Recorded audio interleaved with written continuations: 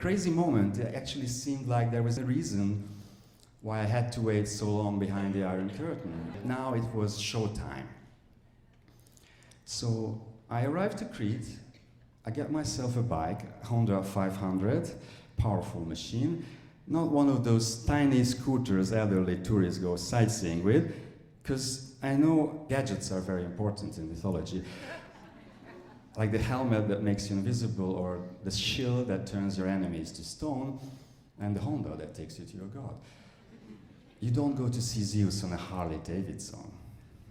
Aphrodite maybe, but not Zeus. So I'm driving like the wind, I'm going around the island, it's a beautiful day. I'm going 100, 120, which is not really what the road was made for.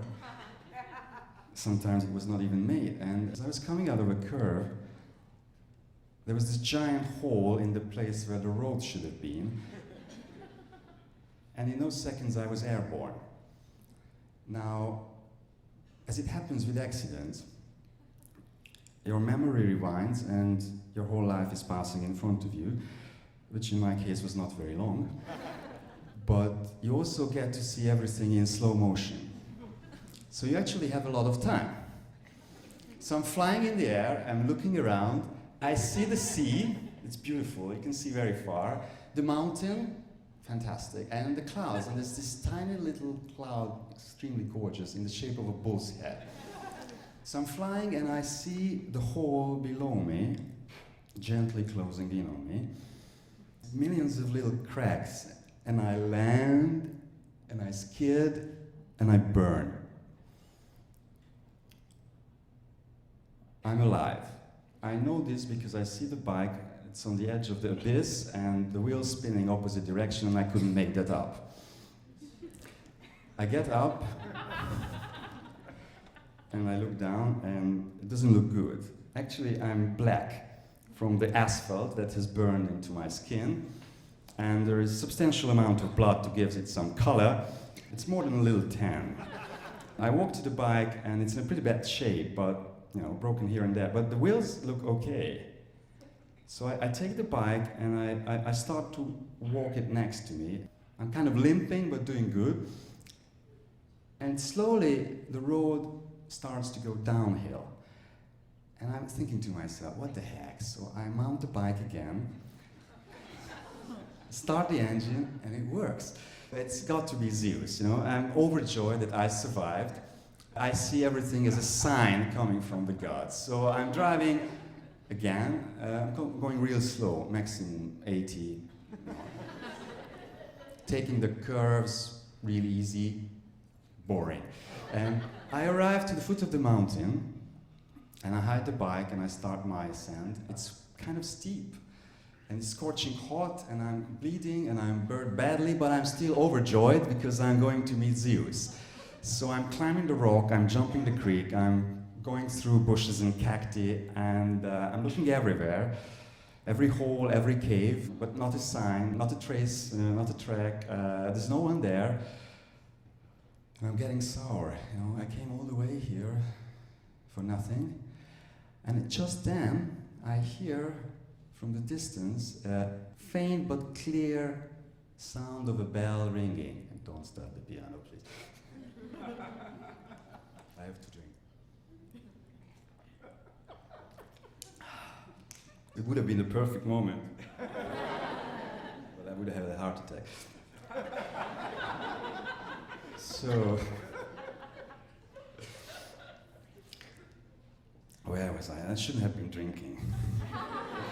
There is this sound of the bell, and of course, I'm overjoyed again. It's a sign from God, and I see this bunch of wild goats sliding down the hillside very professionally, as if they have been doing that all their lives, which in fact they have. And I have a revelation. I realize why I had to come all the way here. In this perfect and crystallized moment, never to be repeated, I understand that I'm here to sacrifice a goat for Zeus.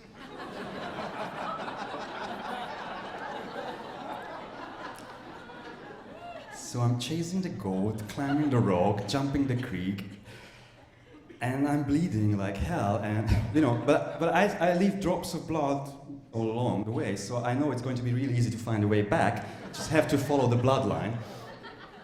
I'm energized again from the new missions, so I'm kind of going strong, but they're really good.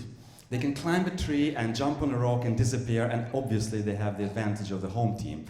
But with one of my grabs, I actually catch one of them for a second, and I have a clump of hair in my hand, and I'm holding this clump of hair in my hand, and I realize the absurdity of my situation.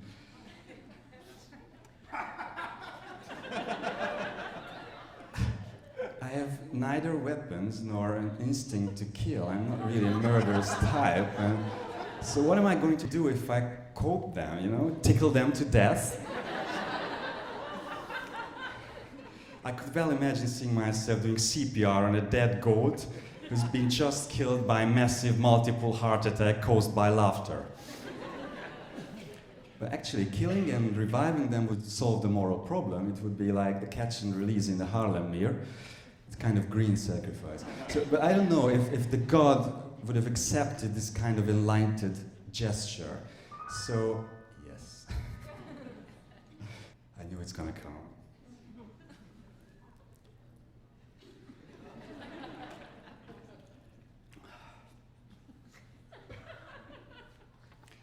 And just at that moment, I also had a second revelation. As I was trying to wipe off the blood oozing down, I realized that the money bag I had on my neck, under my shirt, was missing. The money bag that had all my currency, my Swiss francs, my Greek drachmas, my ID, was gone. Obviously, Zeus did not want to have a blood sacrifice, but rather cash in. Now, I don't know what's the equivalent of my money in goats, but he certainly made a good bargain. At that point, I'm kind of broken, I'm bleeding, I'm burned, I'm penniless, I'm smelling of goat. But it was the smell of mortality that I could feel in the air, mixed with the salty taste of blood on my lips. My blood, my mortality. And I was nearly fainting because of the blood loss, but I could just see this group of Greek gods behind a cloud bursting into eternal laughter.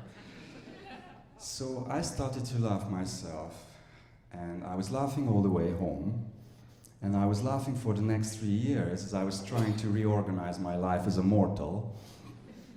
I turned my attention from mythology to more earthly matters. I stopped abusing my senses. I found my Europe, and she found me too. And I was just about forgetting completely about Zeus when I received a letter from the Ministry of Foreign Affairs. That was not a good sign, because although we have just been going from dictatorship to democracy, it was still a kind of dodgy place, and you want to go in. So I walk in, and they throw my money bag on the table. The money bag that I have lost 3 years before, trying to sacrifice a goat for the god Zeus. So I have a kind of flashback, and the guy said, "Is this yours?" And I say, "Yes." "Check it out." So I take the money bag, and I have all the stuff in it, the Swiss francs, the Greek drachma, my ID, all intact. It's this miracle. Just how did it travel for 3 years to get there? I can't tell, because at first it was found by a shepherd, it was taken to the local authorities, then it traveled to the capital of Crete, Heraklion, and then to Athens, and then to the Hungarian embassy, and then to Budapest, and there was a political change in between. So I'm sorry, this could only be explained in mythological ways. So I couldn't help interpreting that somehow my sacrifice was accepted. Even though I delivered it in a very clumsy way, all I was trying to say is that I wasn't going to be part of this inhuman system, and I wanted to break out. I wanted to reach for higher value. And I realized at the same time that it doesn't matter what side of the Iron Curtain you're standing on. If the gods are with you, you're going to be just fine.